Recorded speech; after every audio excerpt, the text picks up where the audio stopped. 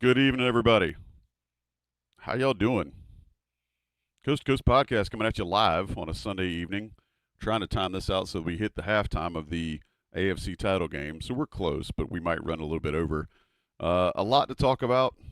More bad than good, but there are some glimmers of hope to discuss if you are following Carolina basketball. And if you're not, I don't really know why you're here because it's kind of what this show is. I mean, maybe you just like Sherrell. It's possible. Maybe you're here for Sean's Cajun cooking tips. Okay, sure. Either way, we're probably going to talk a lot of Carolina basketball because that's what we're here for, and that's what you've come to expect from us here on Inside Carolina at the Coast to Coast Podcast. I'm Joey Powell. We're brought to you by Johnny T-Shirt and Congruity. With me, as always, Sherrell McMillan, Sean Moran. Fellas, I appreciate you joining us. A lot to talk about. You know, we walked into last week saying that North Carolina really needed to get a win at Wake Forest. They did not. Dropped a game by one. If you know, R.J. Davis hit a three that was inconsequential to the game, but ended up losing by one in Winston-Salem. I think we've learned that Wake Forest is probably not bad. I think they're a little bit better. I said earlier I didn't think Louisville was good, but Louisville's turned out to be a decent ball club. And then the Tar Heels come home 20-point favorites against Boston College, who is just not a good team. Had lost 5 in a row coming into the Smith Center on Saturday. And the Tar Heels needed overtime, including erasing a 4-point deficit in the last 18 seconds of the game, to beat Boston College at home. And here we sit. In between all that, North Carolina got a commitment from Caleb Wilson. If you were watching our immediate reaction pod, then you know what we thought about that. But certainly that may change some things in the future or give you some ideas as to what next year may look like if you've already moved on. But guys, as we always do when we open this here show, let's discuss what we may or may not have learned this past week. Sean, you were on the pod first. I'm going to give you the honors, sir. What did we learn about this North Carolina team from the loss at Winston-Salem and then the home win, eking it out against Boston College? I think we learned that the team is still as inconsistent as ever. I know we were hoping for a 2-0 week, but you look at the Wake Forest game where the defense played well, but the offense really struggled, and then completely flipped against Boston College where the offense played well and the defense completely struggled. And I think in both games, to get to the team that we hoped they would be. In the Wake Forest game, they jumped up to an early lead, played well early on the road, but they weren't able to kind of continue on and expand that lead. And then same thing in Boston College, they got up 9 in the first half. And in my head, I'm thinking, hey, maybe they might be getting to that 19, 20-point margin and covering the spread. And before you know, they get up 9, and then the next 2 possessions, 3 and a 2, and now it's back a ball game and goes that way the rest of the time. So I think frustration is probably learned, even though we've had it throughout the year. I do think offensively, Sherrell has mentioned it on the message boards, but I think we have started to see a little more movement at times and some variety in what they're playing or in what they're calling. But I think some of the defensive miscues that we saw against Boston College, especially going into this week where, Pittsburgh will be watching the tape and there'll be some similarities of what they're going to try to do, especially when it comes to spacing out and getting 3-pointers on the wings and the corners. We've talked a lot about various things that this team has struggled with, and I still feel like we're seeing different stuff in different games. I feel like we're seeing different issues creep up in different games to different magnitudes. And I know that almost sounds like I'm making a joke. I'm really not. I think that this team, there's not one regular thing that happens that you can kind of hang your hat on that is their identity. If nothing else, maybe you want to be positive and say they stuck it out and found a way to win against Boston College. Sherrell, I'll ask you the same question I asked Sean. What did we learn this past week? What did you learn anyway? That conference only defensive efficiency means nothing. And is yes. the worst stat of all time. I've joined your side. It's funny. They were giving up. Opponents were shooting 22% against them heading into BC from 3 in conference play, It went up 5% in one game. Went from 22 to 27% in one game. So the defense had, I think, gotten marginally better, even if only for 5 or 10 minutes. But it just all came crashing down. It really, I know I've seen people make the parallel to the James Madison football game. And to me, it felt like that a little bit because, the football team, the first, I guess, 2 or 3 games of the season, Minnesota and Charlotte and I guess A&T, bad competition, but Minnesota turned out to be okay. But they played well. And you were like, okay, maybe the defense is turned a corner and maybe can be their identity of they're going to grind you out. And then James Madison comes in and puts up 70 points. And you're like, what happened to the progress from the last 3 weeks? And that's how it felt against Boston College. It's funny. They were up 9 and, I can't remember exactly what happened, but I think somebody switched off, and that's when Brown got a wide open 3. And it was like he saw the 3 go in, and just like when we talk about the confidence, the talent oozes off of Drake Powell, you can see the confidence start from Boston College. And once you let a team like that, who is desperate and hungry, and who's had an awful season, and who really has nothing to play for other than pride, once you let them hang around, then that's what happens. And so that's what I learned this week is that the defense is that was, I'm not exaggerating, that was one of the worst defensive games I've ever watched a North Carolina team play. And I said this elsewhere, but I was a student from 2000 to 2004, which is not the golden age of Carolina basketball, if you remember what happened. They won 2 NCAA tournament games in 4 years while I was there. That was 8-20. There was another NIT year. Like, it was bad basketball. And that stretch of defense, specifically, it's probably 8 or 9 plays in the second half. That stretch of defense was some of the worst I've ever seen. However, they found a way to win the game because they were scoring at a clip they haven't really in a while, like 1.29 points per possession or something like that. So the offense was absolutely insane, and the defense absolutely was insane. So it goes back to what Sean said, is just the maddening inconsistency from game to game, from half to half, from TV timeout to TV timeout. So it's really just like, is the quote unquote good North Carolina going to show up on Tuesday? Is it going to be the good defense and the bad offense, or is it going to be the bad offense and the good defense? You just don't know from day to day. Yeah, and it's to echo your point about the level of bad that defense was.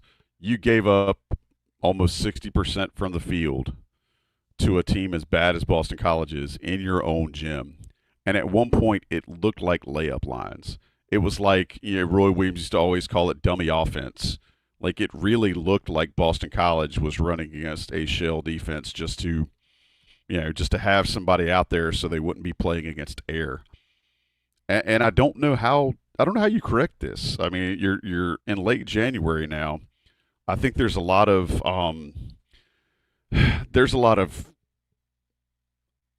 struggle that you see with this team trying to figure out who's what. You can see that in their connectivity and how they talk or don't talk. And I'm not sure how they correct it without having a bona fide alpha on the team. Sean, are the defensive warts, is it because guys don't know who to follow? Is it because guys just don't take pride in their defense? Or is it because these guys just are not valuing defense as part of what they're trying to do? Maybe D, all the above. I think that's fair. We'll allow it.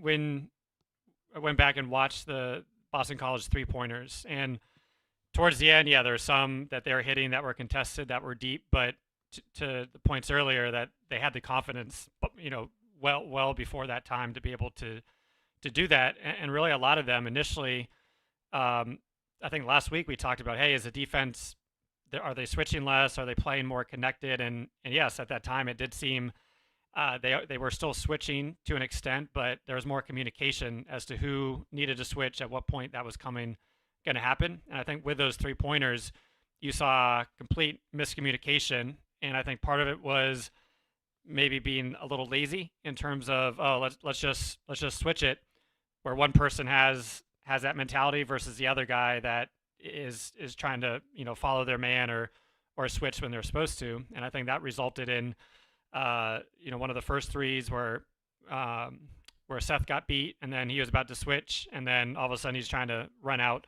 to the 3-pointer. I think sometimes the far help side was probably in the middle of the paint, so maybe maybe a foot farther than they needed to be, which I think That's then where Brown resulted. got most of his buckets, by the way. Those 3-pointers he were hitting were off of the exact problem you're discussing, Sean. Yeah, and some of those I think are hard to diagnose because at points, whether it was Elliott or Seth Trimble, they're basically playing the touch man to touch the roller to make sure he doesn't get an easy dunk, and then they're having to sprint out to the 3-point line. But there were situations, RJ in particular, where I thought he got caught too deep, and then it made it almost impossible for him to get out there. And then the other part was just the breakdowns between the switches, which probably happened 4 or 5 times, and then all of a sudden you see a player say, "Oh shoot," and then trying to make up for it. But I think from a defensive end, I mean, there's many times where they came out of a timeout or came out of something, and I said, okay, they need to pick, as soon as the ball crosses half court, they need to be up in them. Once again, similar to that Florida game, to get that excitement and that energy level up. And it really never came until maybe under 2 minutes or down 4 with 30 seconds left. So I think that was frustrating, knowing that if they lose that game, a Q4 loss, their season is over. So I think to your earlier question, part of it, is just, especially if they're playing small, that small height, short length, that's going to be an issue. But at the same time, I thought it was a very big relapse into how they're playing early in the season in terms of just being lazy on the switches, lack of communication between the guards, and it ended up in wide open shots.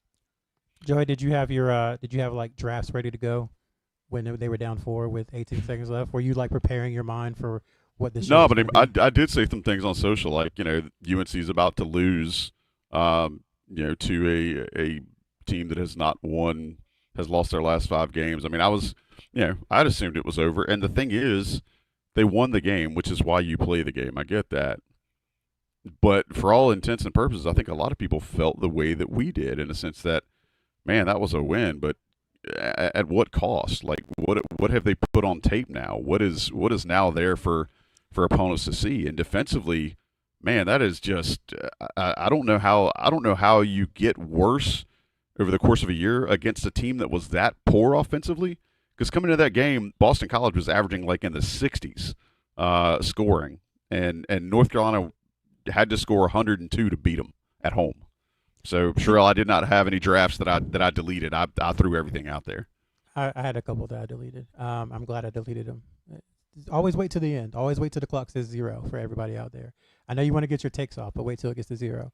I think maybe like the optimist or the positive view, as you try to find something and roll into this crucial stretch over the next 2 weeks, is like, can it get worse? Like, I'm not sure. Like, it was stunning to me when Tom Brenneman, shout outs to Castellanos, when he was like, North Carolina over 100 and they're up by 4, and it's just like, my mind what are we couldn't doing? grasp, Yeah, my mind just couldn't grasp that the defense was that bad. And it's, I don't want to say it's sad, but I think if you're the coaching staff, it's frustrating because you've been waiting for, even against a bad opponent, you've been waiting for the offense to look like that, where they're moving the ball, they're coming off screens, they're the motion is good, they're shooting for them decently well, they're attacking the basket. You had Seth Trimble and Ian Jackson and Elliott Cadeau. you have 5 guys in double figures, man, and RJ Davis all in double figures. So you've been waiting for that offensive performance, and it's just like, you get it, and then the defense decides to just take the day off. So I see why there was so much frustration from the fan base, from the coaches, because it can never seem to be balanced. But like I said, the optimists, I guess, would say, well, the defense just can't be that bad, and it's going to be tough for a team to kind of get on a heater like Boston College did. Now, if you leave them wide open, like some of the diagrams that Sean sent us earlier, if you leave them wide open and no one within 7 or 8 feet, these are ACC, level basketball players. They're going to knock it down. So I guess that's just the hope, is that was rock bottom for the defense, and it can only get better. But that's not really a strategy. That's just hope. It's funny. I was thinking at some point during the game that it may be rock bottom for this team, and then I consider the fact that as balanced as Duke is, their opponent next Saturday, Duke might be able to name the score. Yeah, I was gonna say rock bottom might come next Saturday. Yeah, and so I'll just throw that out there. I'm not saying North Carolina can't win. I mean, that's why you play the games. But looking at what we've learned and looking at what this team is continuing to struggle with, I don't know that they're fixing things as much as new opponents are finding other warts. Sean, I heard Dewey Burke say in the post game with Tommy Ashley, he hearkened to the days of Roy Williams where North Carolina switched nothing. North Carolina would never switch. And I can remember fans on Inside Carolina begging Roy to switch. And now here we are at the place where North Carolina switches a lot.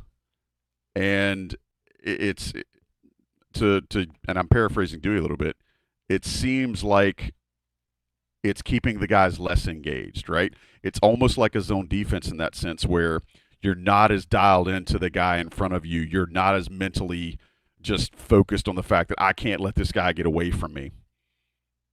And so it's easier for you to check out. It's easier for you to half commit to things. It's easier to half help. Do you feel like that's a real thing? Do you feel like maybe, maybe staying home on some of these things would help? Do you think that just something that would give them some energy on defense, who knows, throw a 1-3-1 trap or something? Do you feel like there's anything that can give this team energy, assuming that energy would help? Because what I saw against Boston College, aside from the overtime period, which was decent defense, what do you do? Well, I mean, I think in terms of the switching, a few thoughts. And probably a month ago, we talked. Well, I know we've been talking about it all season, but maybe a month ago we talked, going back, looking at Cormac Ryan, and he was a guy that he was going to try. He was going to fight through that screen no matter what. And if he had to switch, you would switch, but it was because he tried 100%, and they just set a really good screen, or he had a bad angle. And I think that is missing from this team in terms of that regard. In terms of the no switching period, I think there's too many ball screens utilized now in basketball to be able to fully commit to that. But at the same time, I still think it's that communication aspect, as well as even if you're switching off the guy, you still have to be locked in when he's going under the basket and playing off the ball. And I think that's where a lot of the guards lose focus, or maybe lose that intensity to a certain extent. And I think that's a hard thing to have on 100% of the time. But I do think that is probably one area that can improve, is just how locked in are you off the ball. I think numerous times there were possessions against Boston College where a guard's just turning and facing and just standing there watching the action go on. I think there were certain situations where, BC just, had a better offensive set than them on that one possession. But also, I think some of the times they were put in difficult situations where the big was almost in contain mode. So they weren't going to get beat in the 1-2 pick and roll, but that was putting the pressure once again on that skip pass or on that quick pass to the roller down the paint. But I think that does once again get back to taking pride, even if you're not getting on that screen, being vocal to everybody, make sure that they're on the same page in terms of who's switching and who's covering who, because once again, those switches were late, putting people in bad situations. And then when you're off the ball, you got to take pride on either not letting your man catch it or making sure that you're in the right position for help or to get back to your man. And I think that's the thing, is just that it's almost like the first layer is okay, but then that second layer of just mental focus is lacking across pretty much everybody. Sean, could it be that the coaching staff thinks the players just aren't capable of fighting through the screens, and that's why they switch? Could it be they understand their limitations and they're trying to mitigate it by constantly switching? Possibly, but I think if that were the case, you would want to, because when you watch it, you can see, maybe if you're looking at two guards, I'll just use Cadeau and Trimble as an example. In this one, you might see one of them pointing out to switch, and the other one's not on the same page. So I think to do that and to negate, hey, these guys are a little smaller, it might be harder for them to get through. A lot of the guys can be versatile. I think that just goes back to talking and trying to be on the same page so that there aren't those mental lapses. Especially 30 seconds can be a long time. I think there is numerous times they played great for 15 or 20 seconds, even some loose balls that, hey, if they get it, they're out on the break. And BC ended up with them, and then the open shot came. So once again, I think if that is the strategy, then I think it just needs to be better, more vocal and more talking to make sure that the guards are on the same page. And then, the one thing about switching, and this goes back to an article we were talking about last week in The Athletic, how from Missoula on the Celtics, and he had a conversation with Nate Oates in Alabama, they're going to try to work the ball to target that weak defender. And Pittsburgh is a very good team in terms of preparation and trying to target those matchups if it is getting RJ in the post or a smaller defender. And I think switching allows that to be done much more easily if they are trying to target an RJ or a Cadeau versus a Trimble in certain situations. So something that happens off the floor that I think is worth mentioning. Did any of you guys watch Hubert Davis's postgame? Because I saw a coach that looked absolutely exasperated. Not that he was physically tired, which he may have been. He just got done coaching an overtime game. It takes a bit out of you. But I've heard some of his comments after games this year, and I've heard some of his responses when he's had, pregame avails and when he's had his press conferences the day before games and stuff like that. What I saw after the Boston College game was a coach that was very measured, was very out of answers, right? And I'm not trying to psychoanalyze Hubert Davis here, but seeing the way he responded in that press conference, I think makes me believe he might be at the same place a lot of fans are, where he just doesn't know what other levers to pull or which buttons to push, or which chairs to throw or which names to call. It looked to me as if there was just a coach that was kind of at wit's end, and now we come to find out from our guy Adam Smith over at Inside Carolina's writing staff that Hubert Davis apparently gave a really, really impassioned speech post-game, which is atypical for him. Usually after games, Hubert Davis doesn't say a lot because, in his words, he doesn't want to be too emotional. He wants to be able to go back and see the tape, and that's usually the way some coaches approach it. But this was one where he was particularly animated after the game, and I think that there were probably some things said that aren't normal. But I say all this to share with you guys that this seems to be just an uncharted territory for North Carolina, not just with this team, but being in a situation where it feels that whatever the coaching staff is saying is not registering, at least not registering to the place where it's showing differences on the court. Sherrell, I don't know if you heard any of those post-game comments, but I at least want to lay this at your feet and see if you can kind of make heads or tails out of it. It was pretty fascinating to me, to be honest, because as you said, Joey, he's not the one to kind of give these long-winded answers after games. He wants to kind of get in and get out. He's just there so he won't get fined, essentially. So when Adam asked him the question, it was basically paraphrasing, like he gave an impassioned speech about North Carolina, and he's repeated his story about met his wife there, became a Christian there, got married there, fell in love there, et cetera, et cetera.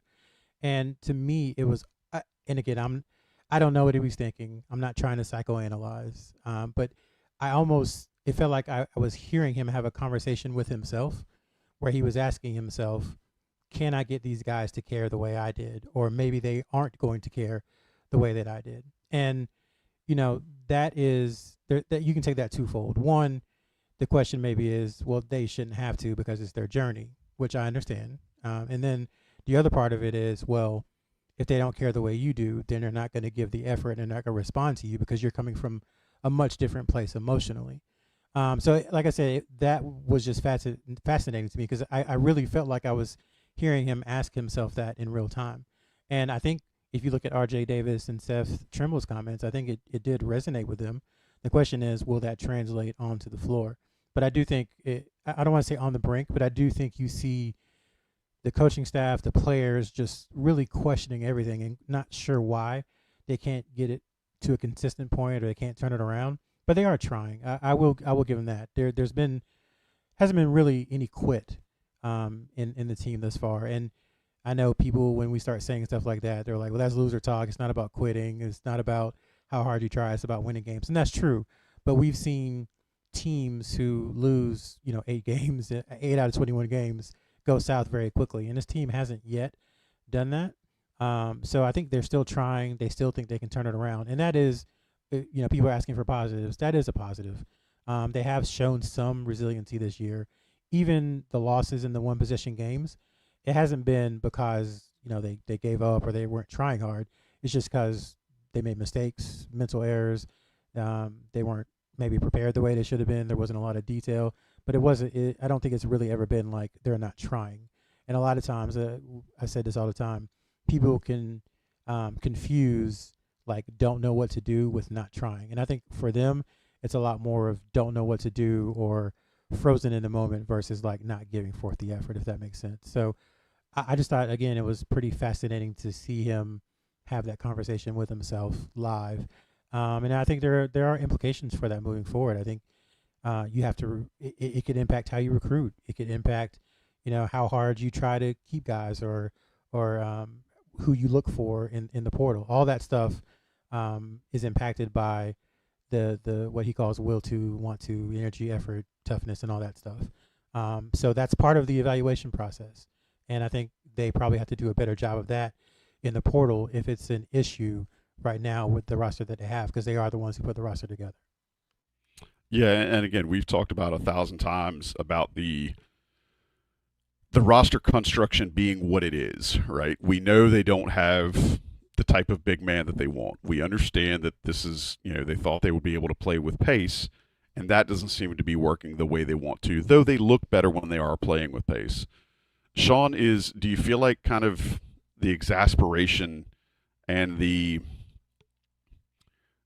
seeming lack of answers that you see sometimes amongst the Hubert Davis and the staff, or when you see the players just kind of not really seem fired up? Is it really as simple as not having an alpha? And again, I was texting with one of the former players this past weekend, and he made that comment that it's because they don't have an alpha, and that's something that usually gets worked out in the off season.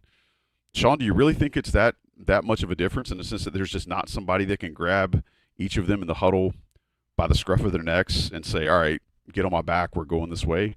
Or is it just a sign of the times, right? I've seen folks in the chat that are mentioning that it's the fact that these kids are getting paid now. And yeah, that is a different dynamic. I'm not as quick to immediately jump onto that and paint with a broad brush. But Sean, how do you feel like this is developed? Or how do you feel like this is manifested as heavily as it has? I think there's a lot of probably puzzle pieces in terms of that answering that question. In terms of the alpha, last year when Wojcik was the first recruit signed out of the portal, and I remember we hopped on and there's a lot of questions. Why is UNC getting him? And I loved it just because I knew the fire that his dad had and what he would bring, and from how he fit in the team, he wasn't going to expect to start. But here's a guy that doesn't care if he's coming off the bench. I think he would bring fire. And then you added Cormac, who was a fiery guy, and then you added Harrison. So they did have that last year. We talked last year how much fun it was just to watch when somebody got fouled, them go to the huddles in terms of them, really into it and talking to each other, which you probably see maybe 10-15% of the time this time. So that does have a piece to do with it. Part of it is luck or unluck. Last year, what happened if they got Nick Timberlake, right? Then, we're not. Then they don't get Cormac Ryan, and there's a whole other lot of issues. Whereas this year, maybe they got the Nick Timberlake or whatever it may be. So I think there's always kind of one or two small things if it goes one way or the other. But then in terms of what Sherrell mentioned, at the end of the day, Hubert and the staff did recruit and sign all these guys. And there's no doubt that the pieces don't fully mix on this team. And then even when they do mix, they're not able, maybe from a skill perspective or an athletic perspective, to do what Carolina teams have done in the past. I think in the Wake Forest game, you saw Hubert extremely upset numerous times, but I have one part of my mind, Wake got an offensive rebound, and he's livid. But at the end of the day, when you see And I know somebody posted this after the Florida game. When you see Carolina jump up to get a rebound, the Florida guys are way above them, or the BC guys are above them, or stronger, or getting higher. And there's only so much you can do with the physical restraints that the team does have. The one thing I would say, and it's hard because this goes, I feel every episode we talk, hey, this similarity is like what we said 2 years ago. And one of the comments was, yeah, it's great. BC was great to have some of those timeouts at the end, but hey, in the first half, I don't care if you have the one timeout to call a play with 30 seconds left. That's probably not going to work anyway. We have to anticipate when the run is beginning and try to get a hold of it. Or if UNC is on the verge of going into a 4-minute slog without scoring, there has to be a situation where you're trying to get ahead of things and trying to anticipate. Yesterday they put in Tyshawn Claude, who did play with a lot of energy and did bring that toughness, but I think that could have happened a few possessions earlier. So I do think from a coaching perspective, it is trying to anticipate a little bit more, knowing that this team cannot play at that level that they wanted to play more than a few minutes at a time. So how do you try to mix and match to almost be one step ahead? But that also is not a easy task. Yeah, and I should also say, I think watching Hubert Davis again, we're not psycho analytics here. This is not what we're doing. But I think Hubert Davis also thought that some of these guys would respond better to just adversity. And I think he thought that guys would be more motivated by wearing the name on the front of their jersey. Either way, it does seem as if the team is trying. I just don't think they know who to look to when things get sideways. A great point about mentioning Ty Claude yesterday, Sean. He was called out in some of the post game by Hubert Davis specifically. It's like you wonder if you like the energy Ty Claude gave you, why not give him some more, or give him some more PT. Last question about kind of this week, and we'll take a couple of questions from our folks in the live chat. Sherrell, were you shocked to see the lack of minutes for Ian Jackson down the stretch yesterday? It seems to be a theme. I mean, it's happened a couple of times, and I know they were going offense for defense for a stretch there. Because, I mean, say what you want, but Drake Powell, I don't want to say he won the game for them yesterday, but he definitely saved the game for them. So he has to be on the court in those situations. And I think from there, it's, well, do you take out Trimble? Because he was tremendous offensively on Saturday. And he also had a really good game defensively. So then it's like RJ or Cadeau. And it's the same problem they have. Their best five, those are their best 5 players, and they all play the same position. And you can't play them all at the same time. Like maybe you can. Like I've You can. It'd be real weird though. It'd be real weird. Maybe you just got to get weird. Maybe that's what this team needs, is just get real weird. But that's been the issue. So somebody's got to sit at all times, and that person, whoever it is going to be able to contribute something. Whether it's RJ, Cadeau, Trimble, Powell, or Jackson, whoever is sitting, you're going to be like, well, why was that person sitting? Because they can do X, Y, Z. RJ is a 90% free throw shooter almost. Cadeau is the best passer on the team. Trimble is, among the best, maybe the best two-way player on the team. Powell, we've seen what he can do, and Jackson is probably the most gifted scorer on the team overall. So I think it's hard. You're not really sure what to do. And I think in that instance, he went with Powell, and it worked out. And there are other instances where he might have went with someone else and it didn't work out. I think it's just, as a coach, you're just trying to press the right buttons at the right time, and it worked for him yesterday. In the future, though, I think you got to find a way to get Ian Jackson in there. But it is hard because, like we said, you're basically got 5 guys for 4 spots. Real quick on that, because Drake did say them in the last 30 seconds. I know as a fan, I was frustrated not seeing Ian at that 1 minute mark when they needed a basket, and I forget exactly what time slot it was, but there was a play at the end. Drake caught it on the left corner, and I thought he was almost timid or scared because he drove, and then instead of being aggressive, he tried to pass it, turn the ball over. In my mind, I thought, well, hey, go up, season, right? And we didn't have Ian in there, but offensively, he was a guy. I was surprised to see him on the bench. Coming into the second half, and he played extremely well offensively. I know there was some defensive miscues, or kind of reverting back to maybe not knowing where he's going, but he is a guy that I think does play hard on defense and is at least engaged, even though he does have those mental lapses where, once again, I think you just need guys to pressure the ball almost every possession. Yeah, and I don't think any of that is out of line, Sean. I saw the same play about Powell, and I had the same head scratcher. But this is the other thing: is that when you've got younger players, you kind of have to let them mature on the fly, because all of the scenarios you can give them in practice are not going to give them the same thing that it will in a game. And I do appreciate you and Sherrell both talking about the coaching staff trying to press buttons. They want to win more than anybody on this podcast or in this chat wants that team to win. I think you can kind of see that, and then maybe one of the reasons they're exasperated. I know if I had a magic button I would push, it would be to get Johnny T-shirt gear at my house, like instantly. And the good news is you can kind of do that at johnnytshirt.com, because that's how quick they can deliver stuff to you.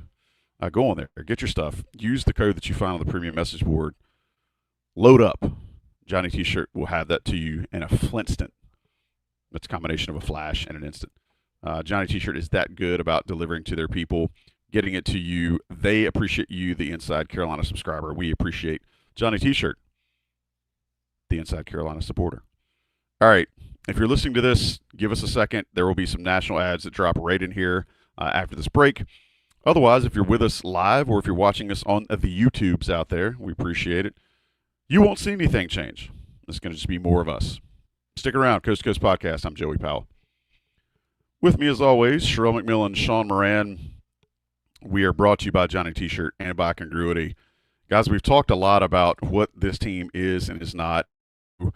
It may get tired of hearing us say some of the same things for everybody who's listening to the show, but really it's probably very similar to what's going on in that locker room. Is coaches keep trying to say the same things, maybe in different ways, to get the team to respond and to get them to play better and to get them to try to maybe unify to work through some of the warts that they're processing through. And sometimes it's working, and more often than not, it looks like it's not.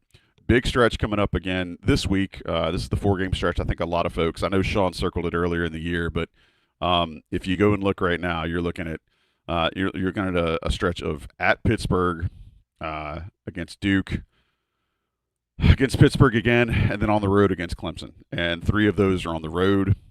So maybe being away from home will help this team. Who knows? It'll leave a lot to be seen. If they can find some positive results in these next 4 games, then maybe the situation surrounding the season changes a little bit. Who knows? Sherrell, let's look to some different things. Let's talk a little bit of recruiting very quickly. We talked about Caleb Wilson heavily. Sean, I will ask you quickly, what does having Caleb Wilson and also having the 2 other committed players UNC has, Dennis and – come on, y'all. Anybody? Dixon. Gosh, I knew it began with a D. Forgive me. It's been a long week. Say Dennis Dixon, like we. Dennis Dixon. Yeah, if I just say Dennis Dixon, then it covers it. Dennis and Dixon being committed to UNC, and then adding Wilson this class. Sean, how do you feel like that helps to give them a potential base to build around next season? Because there's going to be a lot of different bodies in that locker room next year. Look, from a pure recruiting class, it's very solid. You got 2 guards that. Can shoot, can play the 1 or the 2 or the 1, and then you have your top 10 guy. Obviously, if you had Dabansta, who's a one in a generation type player, it would be a little different. So it's solid.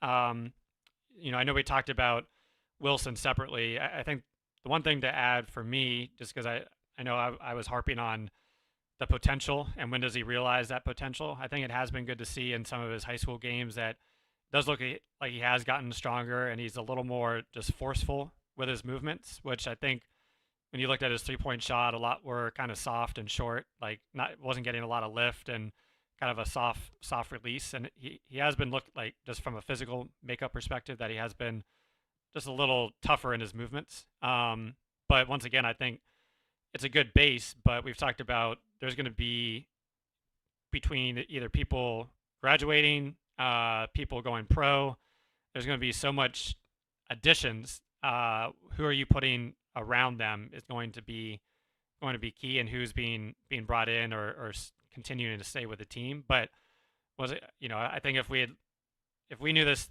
3-man team was going to come a year and a half ago, I think we would have given it a B plus most likely. I think it was just how long it took to get there. But once again, I think Caleb Wilson, just from that top 10 potential pro pipeline, is a great addition.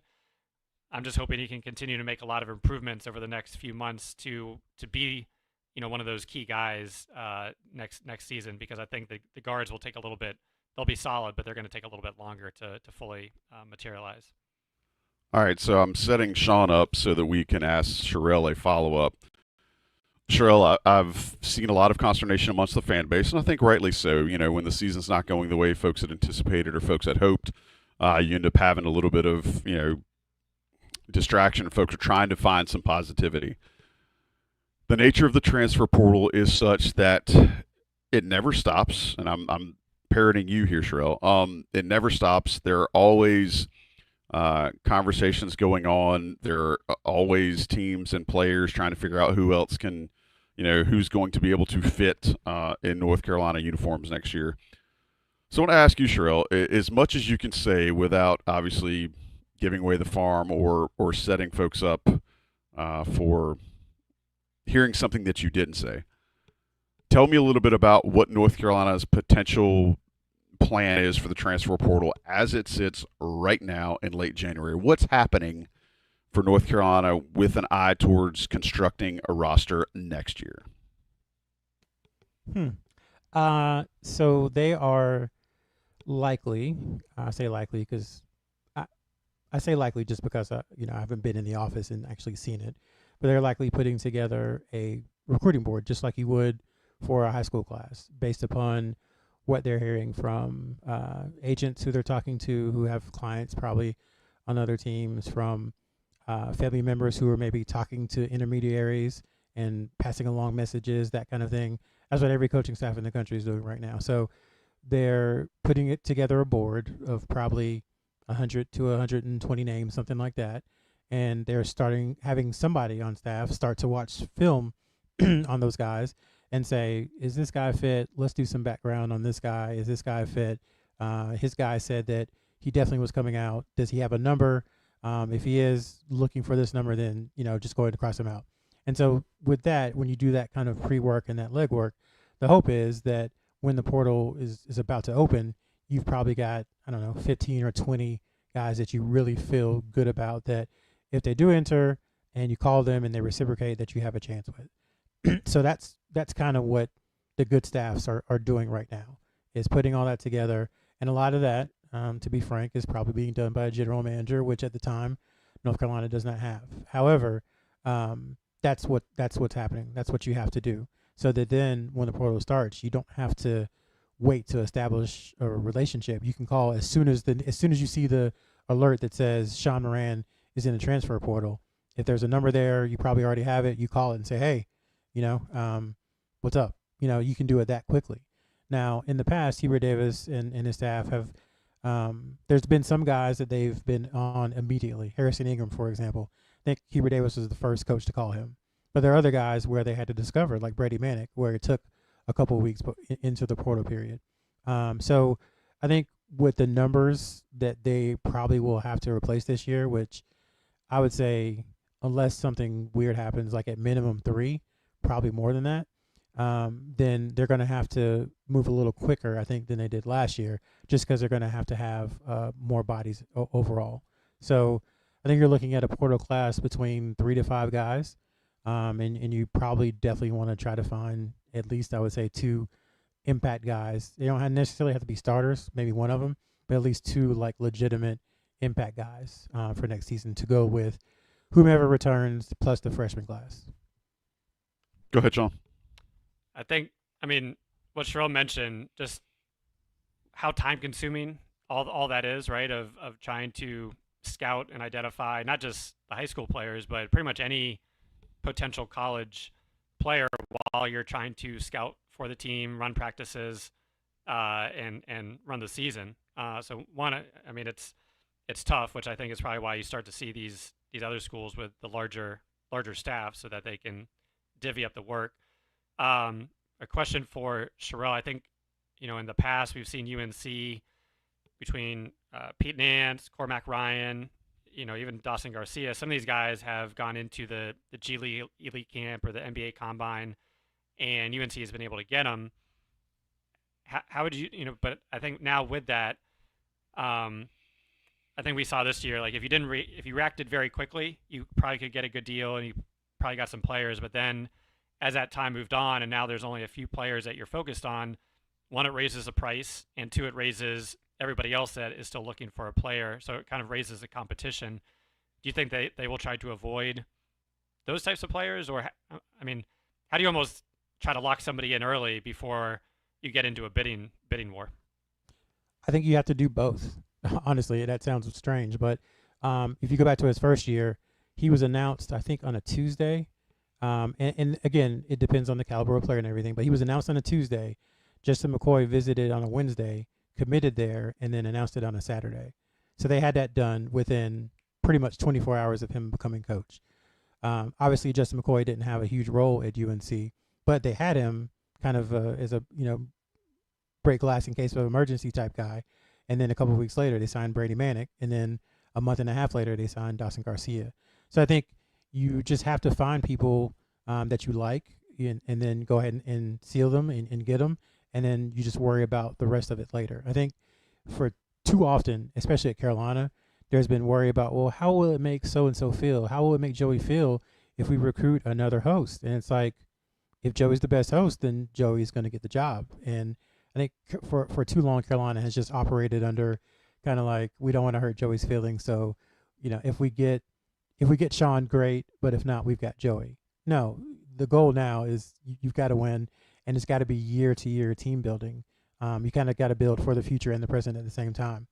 So, in my opinion, it would behoove them to find guys early and then have the ability to strike late if someone like a Pete Nance or Dawson Garcia or Cormac Ryan is available later in the portal. And it's funny because the portal changes every year. That's the thing. Every single year is different. And like last year, the kind of thought was, well, these guys are going for ridiculous prices early, and so nobody's going to really have any money come April or May. So the people that are left, it should be more gettable. What happened is that it just kept going up. It just didn't stop. There was no cap. And so you have guys who probably, I don't want to say deserve, because deserve isn't the right word, but you have guys making money far outsizing their production because of when they sign, not because of their talent. So we'll just have to see how it changes from last year to this upcoming year. I'll go ahead and tell you, I don't like the way Sherrell's talking about me right now. Sean, you better be coming with some compliments. Well, I don't think you have to worry about anybody coming for your job, Joey. You're kind of the number one option. Attaboy. I do think, as much as myself and UNC fans have probably gotten frustrated with Alabama in terms of the last 3 years and how UNC has played against them, I do think they are a team to emulate in certain regards. Of they are always very quick to identify players, quick to get them on campus, quick to sign them. You look at this year's team, how deep they are, between the transfers and players returning, that when somebody gets hurt, you're just, or Youngblood, who was a key transfer portal, when he's hurt to begin the year, they have enough bodies and enough talent to at different positions to continue to play at a high level. And I think we talked about it really with the 2025 recruiting class of, hey, you see Ian, you see Drake, you see RJ, they're going to be gone. There's going to be playing time for you. And it didn't really maybe resonate the way we thought it would. But now you have the portal season where I think ideal case is it's not a Kentucky where you're trying to bring in 8 to 10 guys, but there's going to be a lot of guys this year. And to Sherrell's point, it is the opportunity of, hey, you don't have to worry about hurt feelings similar to 2 years ago, or a whole lot of players at a certain position, because outside of 2 or 3 guys, it's going to be a free-for-all. And the other thing is you have to it's a balancing act, though, to Sean's point. Like, you can't what Kentucky and Louisville did this year I think is fine, but I don't think it's sustainable in the long term. It's not. If you look at Florida State football, and even a team like Kansas, who was preseason number 1, I think we talked about it, like when you bring in a lot of guys, I don't want to call them mercenaries, but when you bring a lot of guys who are making good money, who are very talented, that kind of stuff is combustible, and it can give you a whole bunch of alphas in a room, and they can all elevate themselves, or it can kind of turn into a middle school where everybody's bickering at each other because so and so makes X amount and he's playing more than me, and I should be playing more than him because I'm the guy. It can cause those issues. So that goes back to what we talked about earlier in the vetting and the looking at them not just as players, but how the work ethic, doing your background, all that stuff. And like Sean said, that is a lot to do when you have the Duke Scout and the Pittsburgh Scout and you're running practices and you're flying out and seeing recruits, and then you're having to do kind of director of player personnel stuff. You're cutting up tape. You're looking at people in the transfer portal or who are rumored to go into the transfer portal. Like that's a pretty all-encompassing thing while you're all still trying to get your players better and managing them. So it's a lot that coaches have to do now. Last question before we take a couple from the audience, and we got to get out of here. Sherrell, short answer. Do you think North Carolina will have a GM by next year?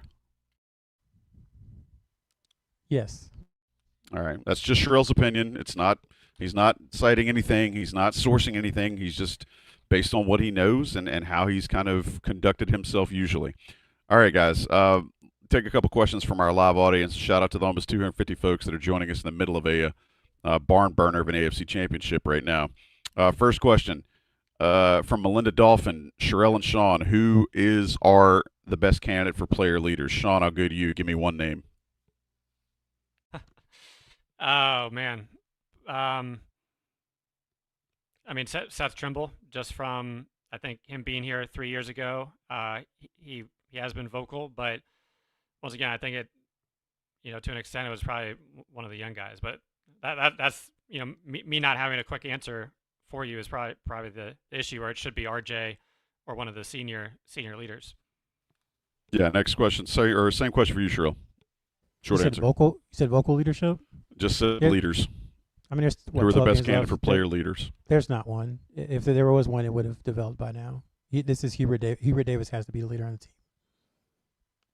Yeah, and I think you've actually said that a couple episodes ago, Sherrell. So good on you for sticking with your guns there. From Michael Daniels, how do you motivate your team to play defense, and what do you do if they don't? Sherrell, I'm going to give you that loaded question.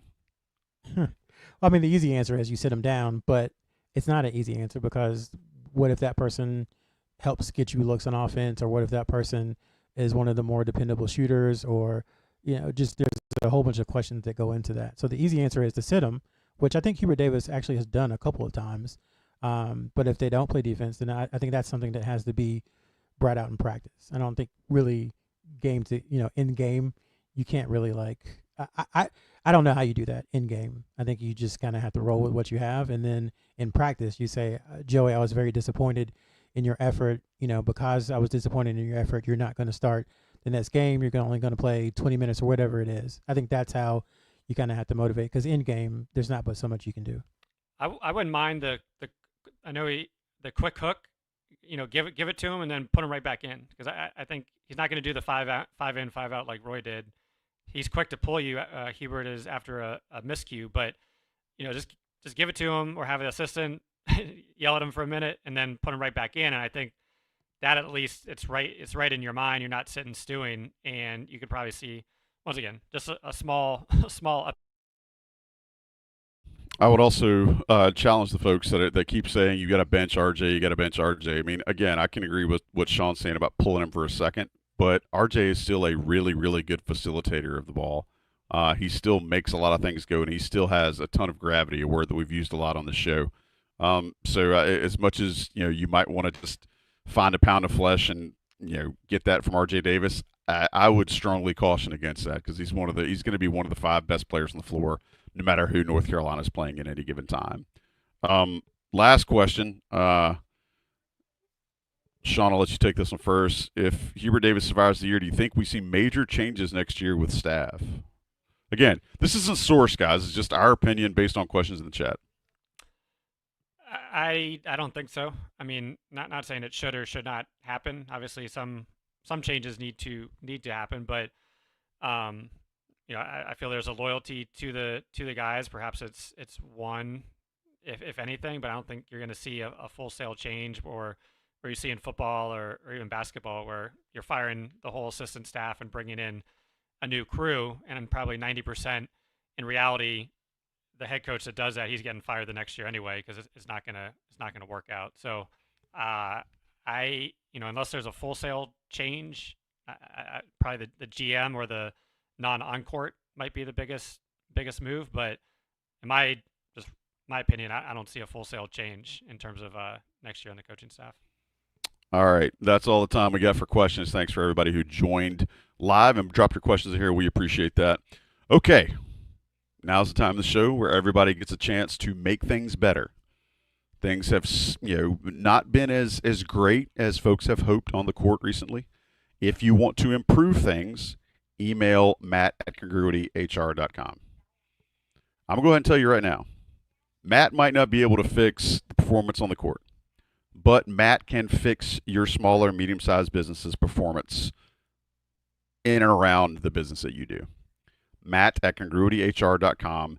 He will hook you up with a free assessment for your smaller, medium-sized business. He will tell you how his company, how Congruity, can save you money and help you operate more efficiently so that you can focus on whether it's your top line or your bottom line, whatever it is that you want to focus on that is not back office type stuff, your benefits, your HR, your payroll, that stuff that can kind of bog a business down. Let Congruity take care of it. He'll hook you up with how you guys can make your smaller, medium-sized business better. We like better. You like better. Better is good. Congruity, matt@congruityhr.com. Now the part of the show where we give you our 2 cents. Sean, give me 1 penny before we get out of here tonight for our good friends here on the Coast to Coast podcast. I think it goes back to the coaching staff being a little more proactive. I think we've seen them on the sidelines being a lot more demonstrative, probably calling a lot more plays. But, one player in terms of the Wake Forest game who had a great first half and great game, Elliot Cadeau, and early on he went on pretty much a 10-2 run by himself, and then I think he had a lot of confidence, energy, and then all of a sudden you have Seth Trimble taking a three, you have Withers with a turnover, RJ with a turnover, 4 minutes without scoring, and now Wake's going on a run. So something like that, I would have wanted to see, hey, put the ball in Cadeau's hands, give it to him to make a play and see what happens, just given it wasn't just he had one shot, but it was multiple shots and he was feeling confident. So I think that goes to just trying to anticipate, as well as on the team. This will sound like a shot at Withers, which it is to an extent, but I think it goes across everybody.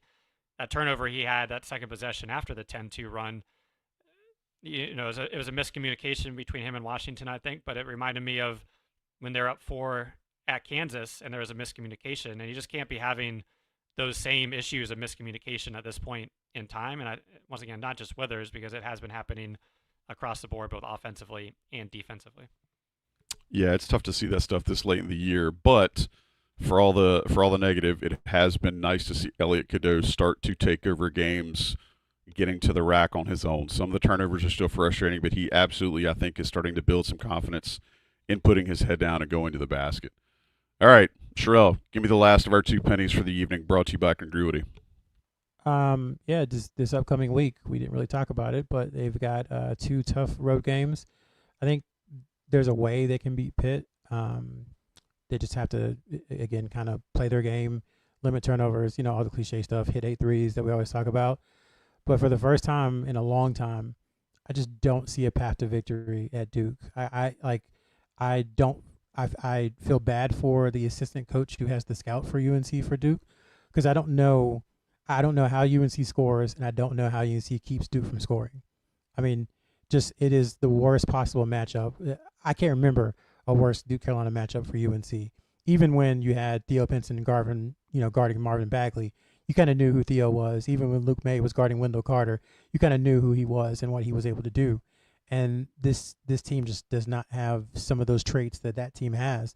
And I would venture to say that Duke's guys are better. I mean, they go 6, signed James, the transfer, is now kind of the full-time point guard. So they go like 6'6", 215, 6'7", 210, 6'8", 215, 6'9", It's an NBA roster in size. It is. So, that's kind of where I'm at. Try to find a way to win at Pittsburgh, and just This sounds like loser talk, and I hate to say it, but just try not to get embarrassed at Cameron next Saturday. I think that would be a successful week.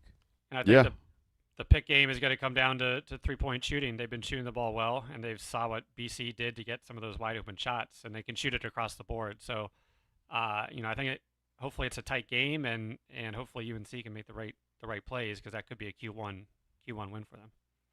Yeah, I mean, they'll certainly have opportunities, but I'm with you on both of those. It's starting to look like a really, really dark stretch here, but who knows? Sherrell likes to say nihilism is the way, so let's all bite down on something and just wait until we get the bone set and the pain stops. All right, y'all. Appreciate y'all making time for us here on the Coast to Coast podcast. Grateful for Sean and Sherrell always coming in and bringing their insight and their amazing demeanor, and to Johnny T-Shirt and Congruity for sponsoring us. Shout out to everybody who was in the chat tonight.